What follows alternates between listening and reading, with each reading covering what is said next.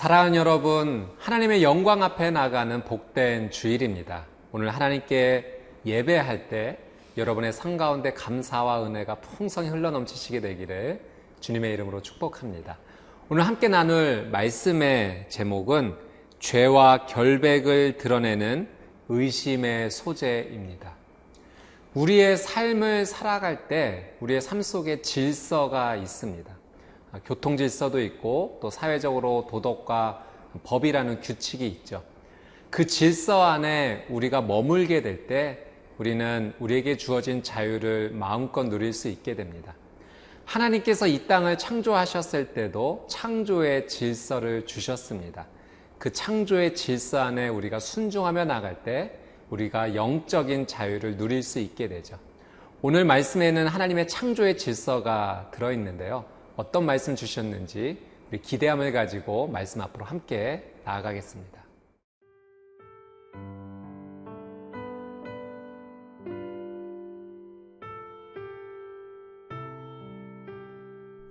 민수기 5장 11절에서 31절 말씀입니다.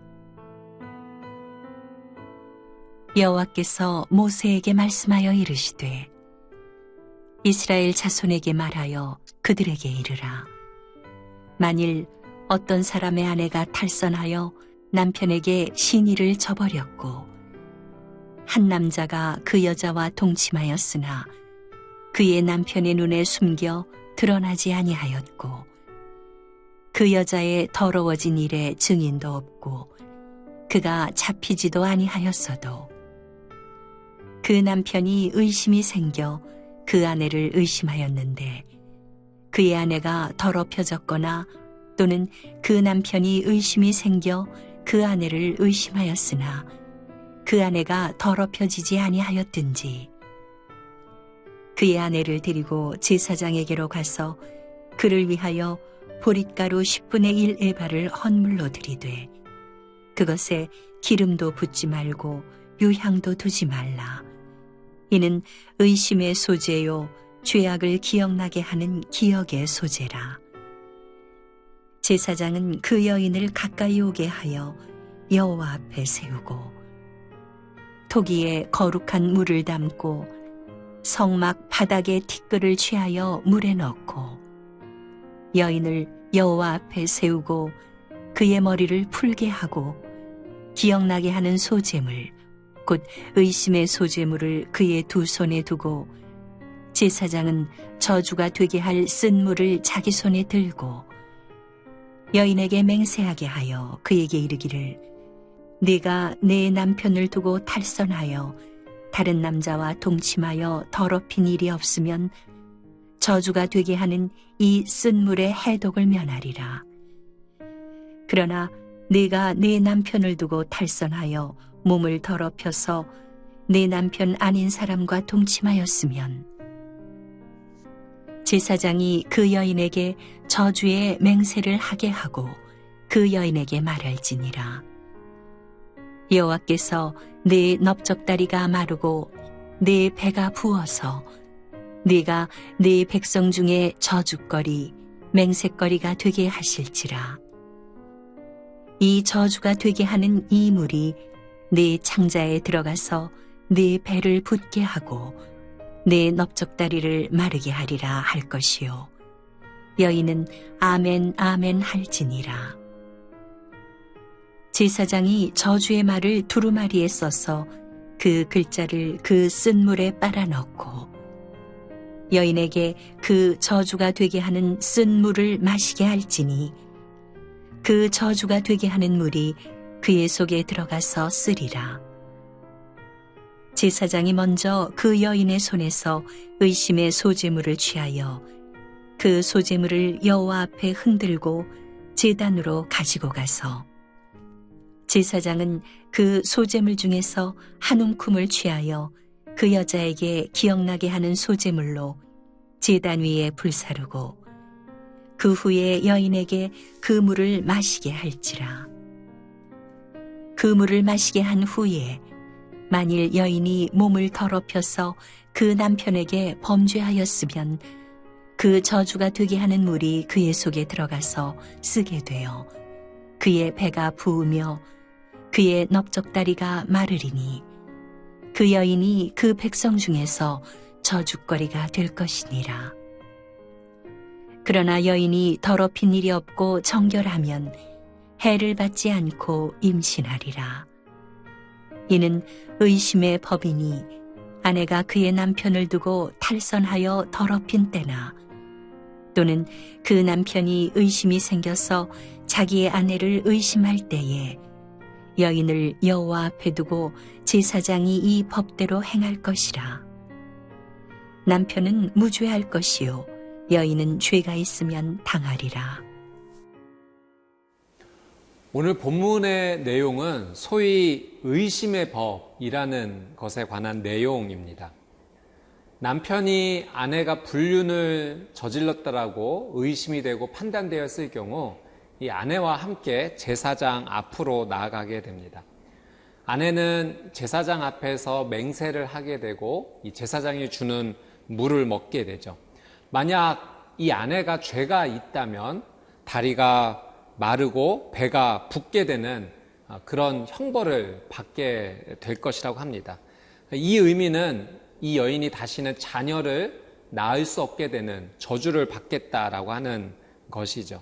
그러나 만약 무죄하면 이 여인이 아내가 죄를 짓지 않았다면 남편과 다시 화해가 되고 또 그 가정 가운데 하나님께서 생명을 주시는 임신의 축복이 있을 것이라는 것이 오늘 저희가 함께 읽은 말씀의 내용입니다. 어떻게 보면 오늘 이 말씀의 내용이 고대 가부장적 제도 하에서 이 여인들, 아내들에게는 굉장히 불리한 내용 같다라고 느껴집니다. 남편의 의심을 해소하기 위한 법이 아닌가 생각이 되어지는데 결코 그렇지 않습니다. 오히려 하나님께서 이 법을 주신 것은 남편의 의심을 해소하기 위함이 아니라 그 당시에 보호받지 못하는 여인, 아내들을 하나님께서 보호해 주시기 위해 주신 법이었다라는 사실이죠. 그 당시에 남편이 아내를 의심했다면 일방적으로 이혼으로 끝낼 수도 있는 일이었습니다. 또 이혼하지 않더라도 또 가정 내에서 학대와 폭력으로 이 아내와 여인들이 고통을 받을 수도 있는 일이었죠. 그러니까 하나님께서는 가정의 화목의 유지를 위해서 이 법을 허락해 신 것입니다. 어떻게 보면 파격적인 법이었어요. 부부가 하나님 안에서 다시 하나가 되게 하기 위해서 주신 법입니다.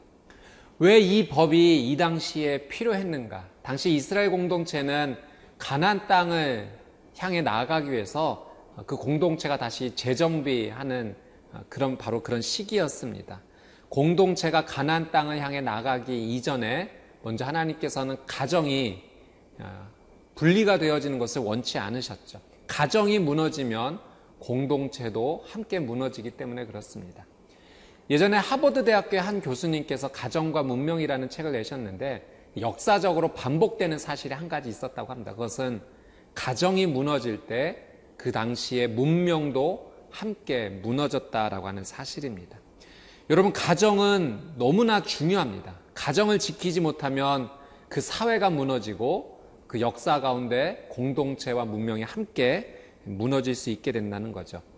가정을 지켜야 됩니다. 무엇으로부터 지켜야 되는가?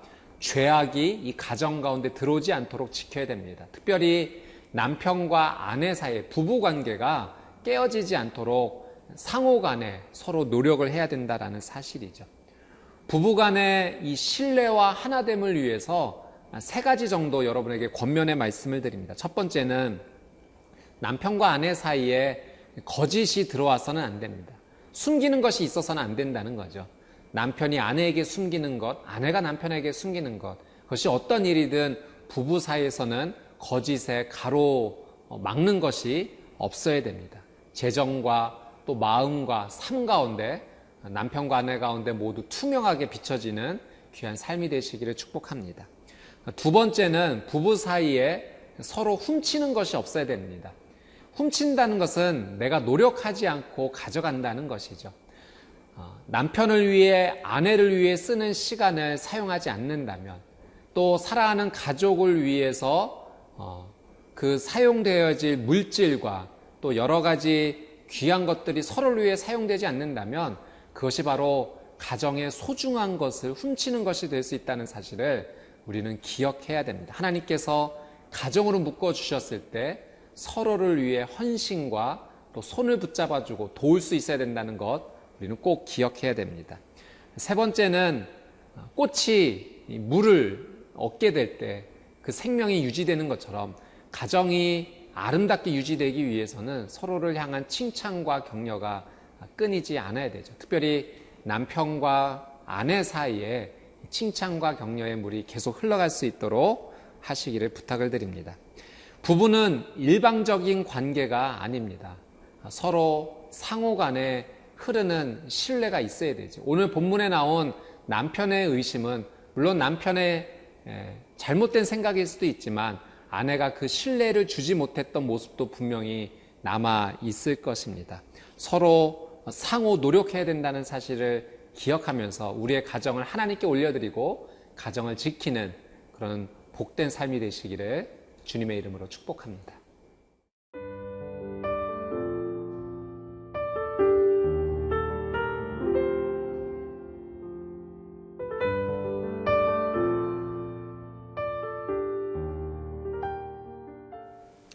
사랑하는 여러분, 가정을 만드신 분이 바로 하나님이십니다. 가정을 만드신 하나님께서 가정을 창조하셨을 뿐만 아니라 이 가정 가운데 질서, 지켜야 될 규칙을 허락해 주셨습니다. 그것은 바로 성은 결혼한 남편과 아내 사이에서만 이루어져야 된다라는 규칙을 주셨다는 거죠. 다른 사람과의 육체적 관계를 하나님은 허락하지 않으셨습니다. 오직 성은 결혼한 남편과 아내에서만 이루어져야 된다. 다른 사람과의 육체적 관계를 쫓는다는 것은 쾌락을 쫓는 것입니다. 죄를 쫓아가는 것이죠. 이 죄를 짓는 모습이 나의 삶 가운데도 나를 무너뜨릴 뿐만 아니라 이 간음을 통해서는 다른 사람의 가정도 상처를 주고 무너뜨릴 수 있기 때문에 하나님께서는 이것을 엄중히 경고하셨던 것입니다. 그래서 구약의 율법의 내용에 보면 간음한 사람은 돌로 쳐 죽여라 라는 율법의 내용이 있습니다. 죄에 대해서 단호하게 경고를 주셨던, 가정 가운데 주셨던 하나님의 질서이고 규칙인 것입니다. 간음하였을 때 돌로 쳐 죽여라 라고 하는 것은 정말로 그걸 하길 원해서가 아니라 하지 말라라는 간곡한 하나님의 경고였던 거죠. 부모님이 자녀들에게 그렇게 말할 때가 있지 않습니까? 이렇게 하면 안 된다. 만약 하게 되면 혼나게 될 거야. 그것은 정말 혼내고 싶다. 그것을 기다리는 것이 아니라 자녀가 그 나쁜 길로 가지 않기를 원하는 부모님의 사랑의 마음, 간절한 마음이 있는 것입니다. 여러분, 우리는 하나님이 말씀하신 질서 안에 머물러야 됩니다. 죄를 따라가서는 안 됩니다. 그 죄는 우리를 무너뜨리는 무서운 파괴력이 있죠. 욕심이 잉태한 즉 죄를 낳고 죄가 장성한 즉 사망을 낳느리라는 말씀이 있습니다. 죄의 끝은 죽음만이 기다리고 있을 뿐입니다. 여러분, 이 죄의 파괴력, 무서움을 기억하면서 하나님 말씀하신 그 질서 안에 머물게 되는 귀한 삶이 되시기를 주님의 이름으로 축복합니다. 우리 15절 말씀 한번 같이 읽어보도록 하겠습니다. 그의 아내를 데리고 제사장에게로 가서 그를 위하여 보릿가루 10분의 1 에바를 헌물로 들이되 그것에 기름도 붓지 말고 유향도 두지 말라. 이는 의심의 소재요 죄악을 기억나게 하는 기억의 소재라. 아주 독특한 말씀의 표현이 있습니다. 남편이 아내를 데리고 가서 이 의심의 소재를 드리게 될 때 이 의심의 소재를 이렇게 표현합니다. 죄악을 기억나게 하는 기억의 소재라. 기억하라는 것입니다. 아내의 입장에서는 아내가 정말 죄를 지었는지 다시 한번 기억하라는 거예요. 남편에게도 말하는 것입니다. 왜 아내를 질투하게 됐는지, 의심하게 됐는지, 그것이 옳은 것이었는지 남편도 기억하게 하라는 것이었죠. 여러분, 우리는 우리의 삶 가운데 늘 죄악이 우리의 삶 가운데 스며들고 있지는 않는지 살펴봐야 됩니다. 그러기 위해서는 우리는 십자가 앞에 날마다 나아가야 되죠. 십자가 예수 그리스도의 보혈 앞에 서게 되면 내 삶이 무엇이 죄인지 죄가 아닌지를 분명히 볼 수 있게 됩니다. 십자가를 바라보지 않으면 그것이 죄인지 죄이지 아닌지 몰랐을 땐 경우가 있지만, 그러나 십자가를 바라보면 분명히 내 삶 가운데 죄의 모습이 드러나게 됩니다. 여러분, 오늘 본문의 여인이 무죄할 경우 하나님께서 생명을 주시는, 임신하게 해주시는 축복을 주십니다.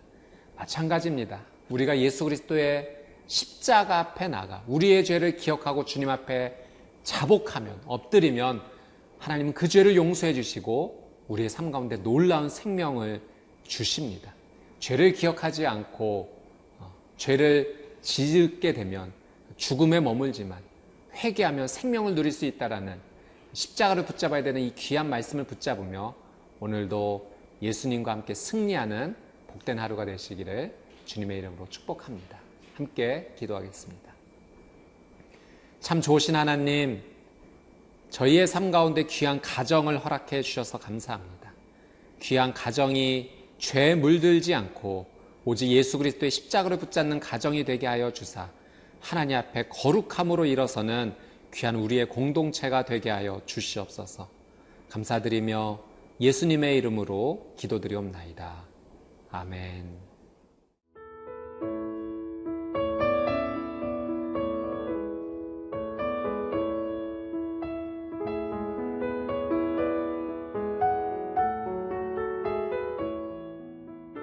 이 프로그램은 시청자 여러분의 소중한 후원으로 제작됩니다.